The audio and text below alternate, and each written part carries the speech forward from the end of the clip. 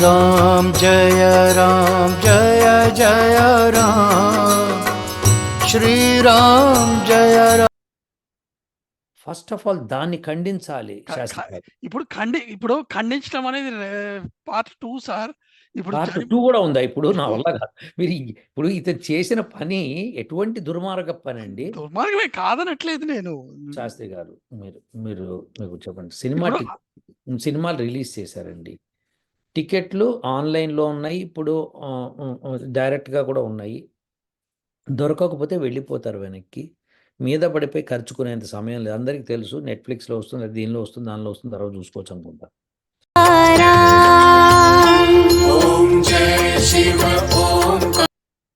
నీ బాధ్యత ఏమవుతుందంటే వాళ్ళని రక్షించే బాధ్యత మొట్టమొదటి బాధ్యత. తర్వాత నీ కాలు రజం తగులుతుందా లేదా, బూడిద, మన్ని, మసానం అవన్నీ తర్వాత సంగతి. మీరు కాదంటారా శాస్త్రి గారు? అదే చెప్తున్నాను కదా సార్. ఇందులో జనాలు కూడా ఏంటంటే అది తీసుకుంటే ఏంటి మన పరిస్థితి, దొరకకపోతే ఏంది మన పరిస్థితి అని జనాలు కూడా ఆలోచించాలి. కానీ దానికోసం హరే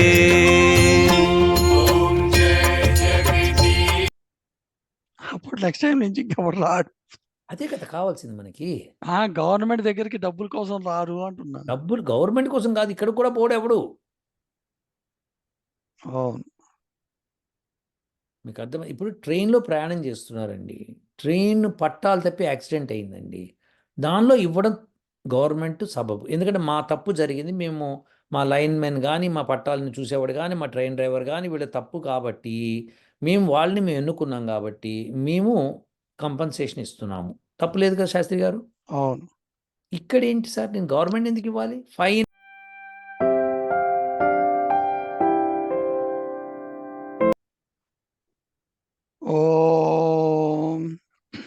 నమస్కారం అండి. నేను శాస్త్రీయ మునగాల, శాస్త్రీయ సనాతన సేవకు స్వాగతం, సుస్వాగతం. ఈయన మనకు పరిచయం డాక్టర్ వెంకటాచాగంటి గారు. నమస్కారం సార్. నమస్తే శాస్త్రి గారు. నమస్కారం అండి. చెప్పండి శాస్త్రి గారు, బాగున్నారా? బాగానే ఉన్నాను సార్. చెప్పండి సార్. ఉత్తరప్రదేశ్లో ఒక స్టాంపేడ్ జరిగింది సార్. అది భోలే బాబా అని చెప్పి ఆయన దగ్గరికి వాళ్ళు 80,000 మంది వస్తారని చెప్పి పర్మిషన్ తీసుకున్నారట. అది తీరా చూస్తే 2,50,000 మంది వచ్చారట. 3 రెట్లు ఎక్కువ వచ్చారు. విన్నాను. సో మరి దానికి తగ్గట్టు మరి వాళ్ళు ఏర్పాట్లు సరిగ్గా చేయలేదో ఏమిటో కానీ స్టాంపేడ్ జరిగి దాదాపు 80 మంది నుంచి 107, 117 దాకా పోయిందనమాట ఇప్పుడు చనిపోయిన వాళ్ళ సంఖ్య. ఇప్పుడు లేటెస్ట్గా నేను పొద్దున వార్తలు విన్నప్పుడైతే 121 ప్లస్ ఇంకా hundreds of people hospital admit అయి ఉన్నారు. సో వీళ్ళందరూ కూడా ఇందులో ఇంకా ఎంతమంది చనిపోతారో ఇంకా తెలియదు మనకి. సో అసలు దీనికి బాధ్యత అనేది ఎవరు తీసుకోవాలి? భోలే బాబా ఆ సత్సంగ్ ఏర్పాటు చేసిన వాళ్ళ, లేకపోతే ఉత్తరప్రదేశ్ గవర్నమెంటా, లేకపోతే జనాలే ఈ జాగ్రత్తలు తీసుకొని వెళ్లాల్సిందంటారా? ముగ్గురు అంటారా? ఇప్పుడు న్యాయ వ్యవస్థ దీని మీద నిర్ణయం తీసుకుంటుంది, కానీ ఏది న్యాయమో ఒకసారి ఆలోచిద్దాము. నేను అమెరికన్ సీరియల్‌లో ఒక డిటెక్టివ్ సీరియల్ ఉంది, మాంక్ అని. మీరు అవునవును, విన్నాను. దానిలో ఒక విచిత్రమైన సంఘటన ఉంటుంది. అందులో ఏంటంటే ఒక గోల్ఫ్ క్లబ్ ఉంటుంది. ఓకే. సో గోల్ఫ్ క్లబ్‌లో పనిచేసేవాడు ఉంటాడు. ఇది ఏర్పాట్లు చేస్తూ ఉంటాడు. ఏది మన కిట్ అవన్నీ ఏర్పాటు చేసేవాడు. అతను అక్కడున్న గోల్ఫ్ క్లబ్‌లో చిన్న మెట్లు ఉంటాయి, ఒకదాని తర్వాత ఒకటి. ఆ మూడో మెట్టు మీద, రెండో మెట్టు మీద కాలు పడి ఆ పలక విరిగి అతను జారి కింద పడిపోయి చచ్చిపోతాడు. అయ్యా! లేకపోతే అప్పుడు అతని రిలేటివ్‌ని పిలుస్తారు. ఇగో ఇట్లా మీ అన్నయ్యో, తమ్ముడో ఎవరో చనిపోయారని. ఆ రిలేటివ్ ఆమె వస్తే చూసిన తర్వాత ఒక లాయర్ ఆమెను అప్రోచ్ అయ్యి, నువ్వు అతని ఆ కంపెనీ మీద కేసు పెట్టచ్చు, ఆ మైదానం వాళ్ళ ఓనర్ మీద. దట్ మీ మైదానంలో అతను స్టెప్ చేసి చనిపోయాడు, అది సరిగ్గా మీరు నిర్మాణం సరిగ్గా చేయలేదు కాబట్టి చనిపోయాడు. కాబట్టి మీరు ఈ రిలేటివ్‌కి ఇంత పే చేయండి అని చెప్పి కేస్ పెడతారు. హ్మ్. అది అంటే ఏంటంటే కేస్ పెడితే అది వాళ్ళు కూడా ఒప్పుకుంటారు. మేము ఇంత పే చేస్తామని కూడా చెప్తారు. తర్వాత ఇంకొక దాని యొక్క ఒక సడన్ ట్విస్ట్ జరుగుతుంది ఒకటి. అది విషయం వేరు. కానీ అట్లాంటి కేసెస్ పాసిబుల్. హ్మ్. మీకు ఎక్కడైతే మీరు కంపెనీలో పనిచేస్తున్నారో, ఆ కంపెనీలో కనుక డిఫెక్ట్ వచ్చి మీకు కనుక యాక్సిడెంట్ అయితే, ఆ అవును. Company will bear it. అవును. సో, ఇవన్నీ కూడా లా. అవును. అవును. అందుకనే జనరల్‌గా కూడా మనము ఎక్కడికన్నా పెళ్ళిళ్ళకి, పేరంటాలకు పిలిచామనుకోండి ఒక ప్రదేశానికి, ఆ ప్రదేశం అద్దెకిచ్చిన వాళ్ళదే బాధ్యత అవుతుంది. అక్కడేమన్నా యాక్సిడెంట్ ఉంటే. అర్థమైందా అండి? ఓకే. వింటున్నా చెప్పండి. సో, ఇక్కడ ఇప్పుడు ఈ వీళ్ళు ఎవరైతే సత్సంగ్ నడిపిస్తున్నారో, నడిపించే వాళ్ళు ఆ మైదానంలో అద్దెకి తీసుకున్నారా? లేకపోతే ఫ్రీగా తీసుకున్నారా? ఇవి నాకు తెలీదు. అందులో జరిగే ప్రమాదాలకి మైదానం యొక్క అవకతవకల మూలంగా గోడ పడిపోయో, లేకపోతే మంచె పడిపోయో, లేకపోతే ఏదన్నా స్తంభం పడిపోయో ఇలాంటివి ఉంటే కనుక అది అద్దెకిచ్చిన వాళ్ళదవుతుంది. అవును. అలా కాకుండా ఈయన, ఈయన పాదధూళి తీసుకెళ్ళి విభూతిలాగా పెట్టుకుంటే మంచి జరుగుతుంది ఆ పెట్టుకున్న వ్యక్తికి అని అన్నప్పుడు ఆహ్, ఆ పాదధూళి కోసం వీళ్ళు ఎగబడతారు అని తెలిసినప్పుడు, అందున 80,000 మందిని మాత్రమే పిలిచి, దానికే ఏర్పాట్లు చేసి 2.5 లక్షల మందొచ్చినప్పుడు పాదధూళి దొరకాలి అంటే మరి ఆ ప్రదేశానికెళ్ళి పికప్ చేయాలి. ఒక గుంటలాగా చేసి అక్కడ నడిచాడాయన. లేతే ఆ నడకలో వెళ్ళిన ఆయన దగ్గర ఆ పాదధూళి తీసుకోవాలి ప్రయత్నం చేశారు. అవును. అవును. సో, ఇప్పుడు ప్రయత్నం చేస్తున్నప్పుడు మన వాళ్ళకి ఆశ ఎక్కువ గదా! పాదధూళి అంటే ఏదో ఇంత తీసుకుంటే సరిపోతుంది అనుకోరు వాళ్ళు. బకెట్లు బకెట్లు తీసుకెళ్లారు. ఉంటది కొంతమందికి. సో, అది ఉన్నా కానీ నాకు దొరకదేమో అని చెప్పి వచ్చి లోపలికి దూరి అని చెప్పి సినిమా టికెట్లకి మీకు మన చిన్నప్పుడు మీకు గుర్తుంటే ఏ పెద్ద హీరో సినిమాలు వచ్చినప్పుడు కుమ్ములాట చేసుకుంటూ టికెట్ కోసం వెళ్ళేటోళ్ళు. గుర్తుంది కదా మీకు? సో, అలాంటి వ్యవస్థ ఉన్నప్పుడు ఆ పాదధూళి కోసం మరి వాళ్ళు అలా మీద పడిపోవడంలో ఆహ్, అసహజత ఏముంది? సహజమే అది. అది తెలిసిన కార్యకర్తలు వాళ్ళు ముందుగా ఏర్పాట్లు చేయాలి. ఇక్కడ ఇది జరగవచ్చు, మీద పడవచ్చు, దానికోసం ఇబ్బంది పడవచ్చు అన్నప్పుడు వాళ్ళు ఏర్పాట్లు సరిగ్గా చేయాలి. చెయ్యనందుకు బాబా గారే దానికి బాధ్యత వహించవలసొస్తుంది. సో, ఆ మైదానం ఓనరు ఎవరైతే అద్దెకిచ్చారో, అద్దెకివ్వడంలో ఆయన తప్పు ఎంతవరకుంది? ఈ బాబా గారు కార్యకర్తలని పెట్టి మీరు జాగ్రత్త తీసుకోవాలని చెప్పడంలో ఎంత ల్యాప్స్ అయింది అన్నది చూసి, అప్పుడు ఆయన మీద ఎఫ్ఐఆర్ పెట్టాల్సిందే. మీరంటుంటే ఇప్పుడు ఆ హ్మ్. పాదధూళి లేకపోతే వాళ్ళే పెద్ద పెద్ద గిన్నెల్లోనో, బొచ్చెల్లోనో తీసుకెళ్ళి అందరికి వాళ్ళే ఇచ్చేటట్టు ఆహ్, సెక్షన్స్‌లా డివైడ్ చేసి ఆ ఒక్కొక్క సెక్షన్ ముందు పెట్టుకుంటూ పోతుంటుంటే బానే ఉండేదేమో. సార్ నాకు నిజంగా నా దగ్గర గన్ను లేదు సార్. లేతే నేను ఇక్కడి నుంచి జూమ్‌లోంచి కాల్చితే జుయ్ అని ఎళ్లి మీకు ఢమాన్ తగిలితే ఎంత బాగుండనిపిస్తుంది. ఏదో పాదధూళిని మనం పెట్టుకొని నెత్తి మీద పెట్టుకోవాలా అండి? మనం గాదు సార్. ఇప్పుడు వాళ్ళు వాడైనా చచ్చిపోయేదానికంటే సరే బెటర్. ఈ పాదధూళి ఇష్యూ చేస్తాడా అండి? ఫస్ట్ ఆఫ్ ఆల్ దాన్ని ఖండించాలి క క శాస్త్రి గారు. ఇప్పుడు ఖండించడం అనేది పార్ట్ 2 సార్. ఇప్పుడు పార్ట్ 2 గూడా ఉందా ఇప్పుడు? నా వల్ల కాదు. ఇప్పుడు ఇతను చేసిన పని ఎటువంటి దుర్మార్గపు పనండి. దుర్మార్గమే కాదనట్లేదు నేను. శాస్త్రి గారు మీరు మీరు మీకు చెప్పండి. ఇప్పుడు సినిమాలు రిలీజ్ చేశారండి. టికెట్లు ఆన్‌లైన్‌లో ఉన్నాయి. ఇప్పుడు డైరెక్ట్‌గా కూడా ఉన్నాయి. దొరకకపోతే వెళ్ళిపోతారు వెనక్కి. మీద పడిపోయి ఖర్చుకునేంత సమయం లేదు. అందరికి తెలుసు నెట్‌ఫ్లిక్స్‌లో వస్తుంది, దీనిలో వస్తుంది, దానిలో వస్తుంది తర్వాత చూసుకోవచ్చు అనుకుంటారు. కానీ టికెట్ల కోసం ఎగపడి, కొట్టేసుకొని దూరేది లేదు.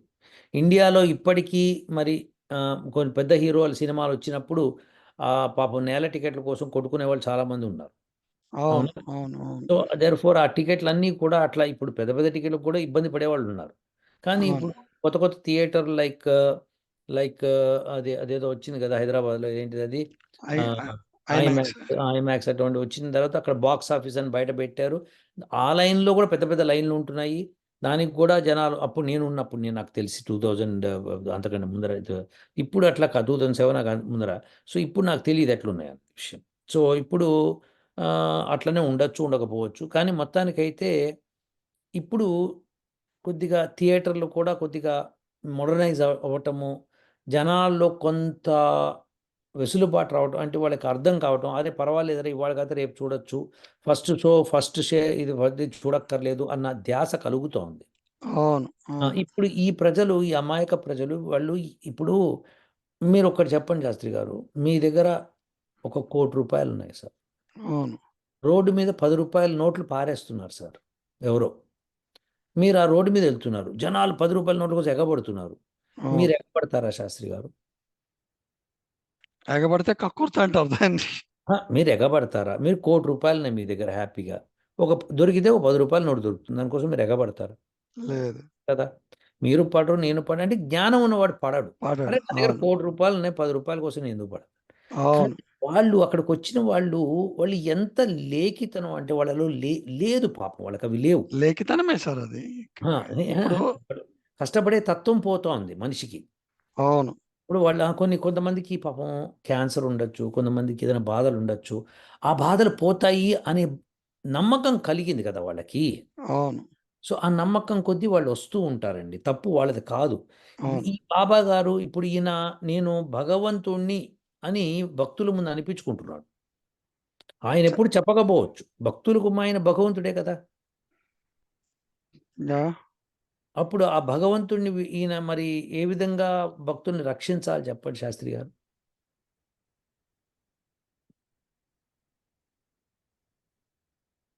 ఇప్పుడు చనిపోయిన వాళ్ళని ఈ ఈయన సో కాల్డ్ భగవంతు అవతారం అనుకుంటే ఈయన ఏదో చేయాలి కదా! వాళ్ళకి న్యాయము.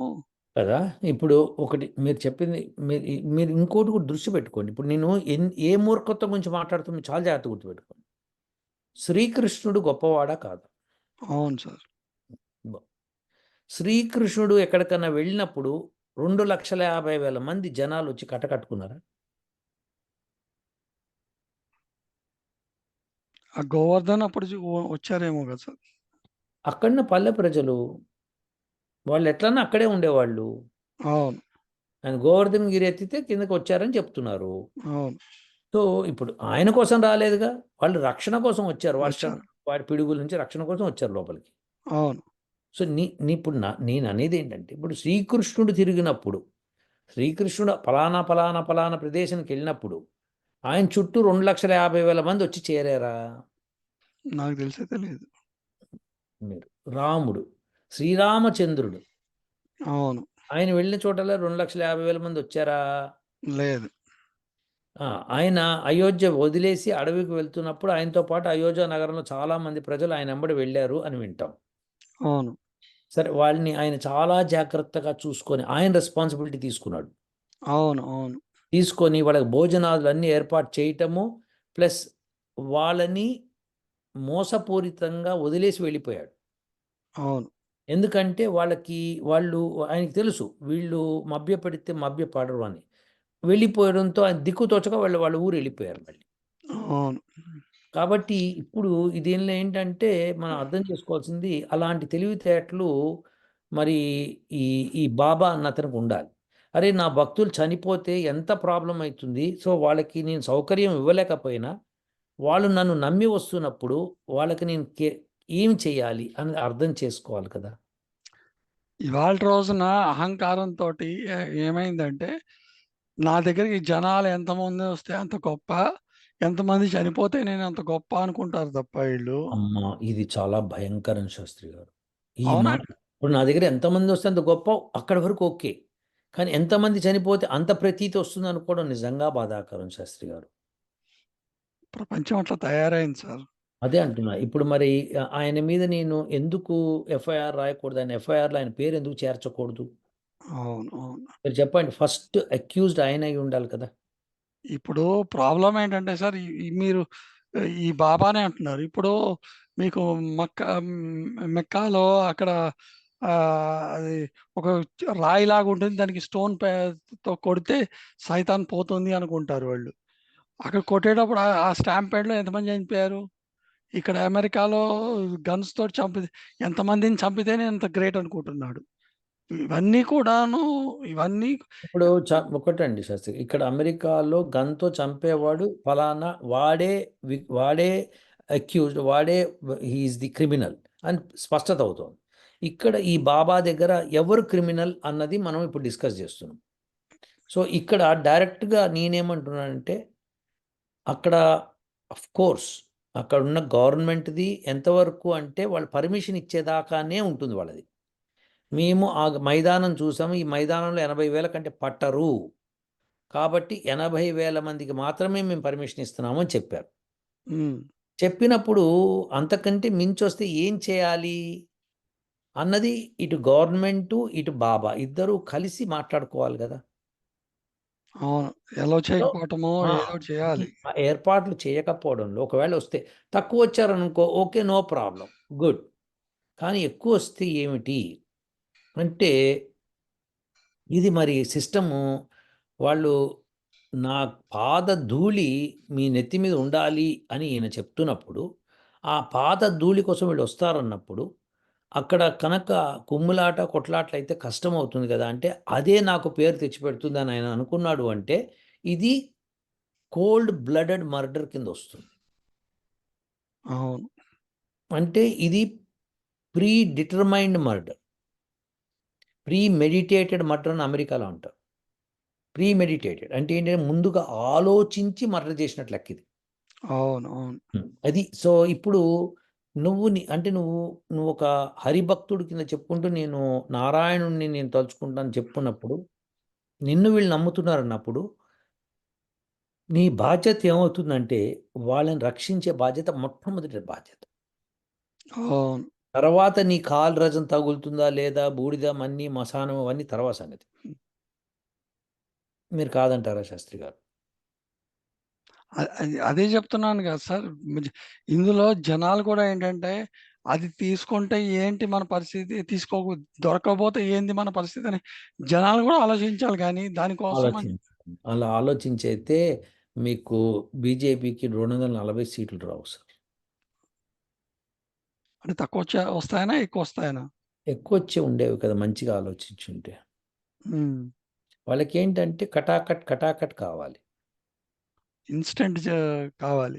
డబ్బులు కావాలి సార్. మీరు ఏమైనా చేసుకొని ఏమైనా దేశాన్ని నువ్వు చైనా నుంచి రక్షిస్తున్నావు, పాకిస్తాన్ నుంచి రక్షిస్తున్నావు, ఇంటర్నేషనల్లో నువ్వు పెట్టి వెళ్తుంటే నీకు దండోపు దండాలుగా Australia president, Australia prime minister, American president, Canadian president, Britain president, వీళ్ళందరూ ప్రైమ్ మినిస్టర్లు నిన్ను మెచ్చుకోవచ్చు, నీకు మేకతోలు కప్పచ్చు.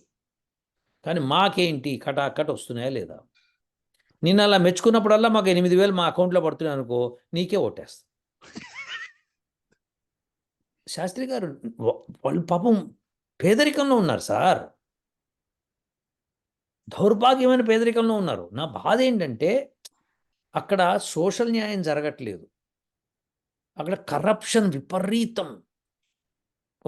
నువ్వు వెళ్ళి పోలీస్ కంప్లైంట్ ఇవ్వాలంటే పోలీసు దర్జాగా కుర్చీలో కూర్చొని నేను నించోపెట్టి, ఏం బే ఎందుకు వచ్చినవురా నీకు, ఏం చెప్పు, ఇట్లా మాట్లాడుతున్నాడండి. అదే వచ్చిన వాడు పేదవాడైనా ఎవడైనా సరే, రండమ్మ కూర్చొని మీ ప్రాబ్లం ఏంటి చెప్పండి అన్నప్పుడు, ఇది నా ప్రాబ్లం అంటే ఎఫ్ఐఆర్ రాసి అప్పటికప్పుడు తీసుకొని సంతకం పెట్టి ఒక కాపీ వాళ్ళకి ఇచ్చి, మేము దీన్ని ప్రయత్నం చేసి చెప్తామమ్మా, మీరు ఇక్కడికి వచ్చినందుకు ధన్యవాదాలు, మా పోలీస్ వ్యవస్థ మీద నమ్మకం ఉన్నందుకు ధన్యవాదాలు అని చెప్పి పంపించాలి. అది సార్ రక్షక భటుల యొక్క రక్షణ చేయటం. దొంగవాడితో ఎట్లా కఠినంగా ఉండాలో అట్లానే ఉండు, కానీ వచ్చి రిపోర్ట్ ఇవ్వడానికి వచ్చిన వాడిని నువ్వు ఎట్లా మాట్లాడుతున్నావు? నువ్వు వాళ్ళు ఎలా కూర్చుంటారు పాపం? నేను కొన్ని పోలీస్ స్టేషన్లో చూశాను, వాళ్ళు ఇలా కింద కూర్చొని మోకాళ్ళ మీద కూర్చొని ఆ పోలీసు వాడికి చెప్పాలి. వాడు పాన్ తింటూ సిగరెట్ తాగుతూ వాడు మాట్లాడుతుంటాడు. ఏమన్నా అంటే ఏమరా సరి కూర్చో అని లాఠీతో ఒకటేసి వెళ్ళిపోతాడు కూడా. కనీసము రిపోర్ట్ ఇది ఇన్ఫర్మేషన్ తీసుకునేందుకు లేదు. నేనేమంటున్నానంటే పోలీస్ వ్యవస్థ ఒకటి, ఇన్ఫర్మేషన్ తీసుకునే వ్యవస్థ ఒకటి ఏర్పాటు చేయాలి అక్కడ. అవును. అంటే ఇప్పుడు నేను వెళ్ళి కంప్లైంట్ ఇవ్వడానికి వెళ్ళాను. కంప్లైంట్ ఇచ్చే సెక్షన్ వేరు ఉండాలి. కంప్లీట్‌గా ఒక డిపార్ట్‌మెంట్ ఉండాలి. అక్కడ మర్యాదపూర్వకంగా పిలిపించుకొని కంప్లైంట్ రాయించుకొని, ఒకవేళ తప్పైతే నీ కంప్లైంట్ నువ్వు తప్పుగా ఇచ్చి మా సమయం వృధా చేస్తే నీకు శిక్ష పడుతుంది. నీ కంప్లైంట్ నిజమైతే గనక మేము ఖచ్చితంగా విచారణ చేస్తాము అని చెప్పాలి. విచారణ కూడా చేయాలి, తేల్చాలి. వీడు తప్పు ఇన్ఫర్మేషన్ ఇచ్చాడా, కరెక్ట్ ఇన్ఫర్మేషన్ ఇచ్చాడా తేల్చుకోవాలి. అది తేల్చవలసిన బాధ్యత పోలీసు. అందుకే వాళ్ళకి జీతాలు ఇస్తున్నారు. అవును. సో, పోలీస్ వ్యవస్థను 2 విభాగాలుగా చేసి, ఒక విభాగమేమో ఈ కంప్లెయింట్ సెక్షన్ నుంచి వచ్చిన దాన్ని తీసుకొని మాత్రమే, ఇంకా నీకు ఇచ్చిన వాడితో సంబంధం ఉండదు. ఇచ్చిన వాడిని తర్వాత నువ్వు ఇంటర్వ్యూ చెయ్యి. కానీ ఒకటొచ్చింది రిపోర్ట్, దీన్ని వెంటనే నువ్వు దాన్ని రంగంలోకి దిగి అది నిజాలు తేల్చి కోర్టు వాళ్ళకి అప్పజెప్పాల్సిన బాధ్యత నీది. సో, ఇది. సో, ఇలా కాకుండా పోలీస్ స్టేషన్‌లోనే ఆ గలీజ్‌గా అక్కడే పెట్టడము, అదే గలీజ్ చేయటము, మనుషుల్ని రిపోర్ట్ ఇవ్వడానికి, నేను వెళ్ళి కంప్లెయింట్ ఇవ్వడానికెళ్తే నన్ను చూసే విధానము ఎంత నీచంగా ఉంటుందో వాళ్ళది. అదే ధనవంతుడో ఆ ఏరియాలో ఉన్నవాడు, ధనవంతుడై గొప్పవాడు పేరున్నవాడైతే గనుక వాడొస్తే వాడికి జరిగే మర్యాదలు వేరుగా ఉంటాయి. అవును. అవును. రిపోర్ట్ ఒకటే కదా శాస్త్రి గారు. పేదవాడి అమ్మాయి తప్పిపోయింది రిపోర్ట్. వాడి దగ్గరికెళ్ళి రిపోర్ట్ ఇస్తే వాడేమంటాడు? డైరెక్ట్ మొహం మీద అంటాడు, ఎవరితో సంబంధం పెట్టుకుంది నీ కూతురు? ఎడిపోయింది? ఇలా మాట్లాడడం మొదలుపెట్టేస్తాడు. అదే గొప్పవాడు వచ్చాడు ఇంకో కంప్లెయింట్ ఇవ్వడానికి, ఎవ్వడు సార్ వాడు మాకు చెప్పండి, ఎవడు తీసుకెళ్ళి చెప్పండి వాడిని చంపేస్తామంటారు. అంటే రెండిటికి తేడా లేదా శాస్త్రి? అదే మనిషి కదా! హ్మ్. అంటే నేను చెప్తున్నా, మనుషులకి పిల్లలు ఒకటే కదా సార్ ఎవరికన్నా. సో, ఇది ఈ వ్యవస్థ మారాలి శాస్త్రి గారు. ఇప్పుడు ఎఫ్ఐఆర్‌లో ఈయన పేరు పెట్టకపోవడం, ఒక్క అరెస్టు జరగకపోవడం అన్నది చాలా దౌర్భాగ్యం అక్కడ. అది యోగి గవర్నమెంట్‌లో. ఇప్పుడు మోడీ గారు మరి నేను దీనికి తగినంత సహాయం చేస్తాను. నేను I will see to it that whatever happened it's not correct and justice will be given అంటున్నాడు మరి. I'm not sure what. సహాయం ఏం చేస్తారు చెప్పండి శాస్త్రి గారు? మీరు చెప్పండి. చనిపోయిన వాళ్ళకి డబ్బులు ఇవ్వటమేమో. హ్మ్. చనిపోయిన వాళ్ళకి డబ్బులు ఇవ్వటమేమో. ఎంతిస్తారు? ఉండొచ్చు ఒక 5,00,000. ఓకే. 5,00,000 ఇచ్చారనుకో. అది ప్రాణం విలువ. మీరు అంటే గవర్నమెంట్ చేతనైన విలువ అది. అవును. అవునా? మీరైతే ఏం చేసేవాళ్ళు? మీరు ప్రైమ్ మినిస్టర్ అయ్యుంటేనో, లేకపోతే యోగి ఆదిత్యనాథ్ అయ్యుంటే మీరేం చేసేవాళ్ళు? మీరన్నట్టు ముందు వాడిని అరెస్ట్ చేయాల్సింది. అరెస్ట్ చేయడం తర్వాత సంగతి. ఇప్పుడు చనిపోయిన వాళ్ళకి ఏం చేస్తారు మీరు? అది చెప్పండి. చనిపోయిన వాళ్ళ బంధువులకి మీరేం చేస్తారు? వాళ్ళకొక వాళ్ళకొక గవర్నమెంట్ ఉద్యోగం గాని అట్లాగ ఇవ్వటము. అంటే వాళ్ళకి ఆల్రెడీ ఉద్యోగం ఉంది. మీరు చెప్పండి. నేను మిమ్మల్ని అడిగాను శాస్త్రి గారు. మిమ్మల్ని అడిగినప్పుడు మీరు చెప్పండి. మీ అభిప్రాయం చెప్పండి. ఫ్రీగా చెప్పండి. మీకు అనిపించిందేంటి? ఇప్పుడు మీరొక అంశాన్ని తీసుకొచ్చినప్పుడు, ఆ అంశం గురించి ఆలోచించుంటారు కదా! అంటే ఆలోచించా గాని అంటే మీరు మోడీ గారు 5,00,000 ఏమో ఇవ్వచ్చు అంటున్నారు. తెలీదు ఇంకా ఆయన ఎంత ఇస్తాడో. అలానే యోగి ఆదిత్యనాథ్ 2,00,000 ఏదో అనౌన్స్ చేసాడు ఆయన ఆల్రెడీ. 2-3 లక్షలు అనౌన్స్ చేసాడు. సో, హ్మ్. ఇప్పుడు మీరైతే ఏం చేస్తారు? ఒక చీఫ్ మినిస్టరో, ప్రైమ్ మినిస్టర్ అయితే ఏం చేస్తారు? చీఫ్ మినిస్టర్ అయితే ఏం చేస్తారు? ప్రైమ్ మినిస్టర్ అయితే ఏం చేస్తారు?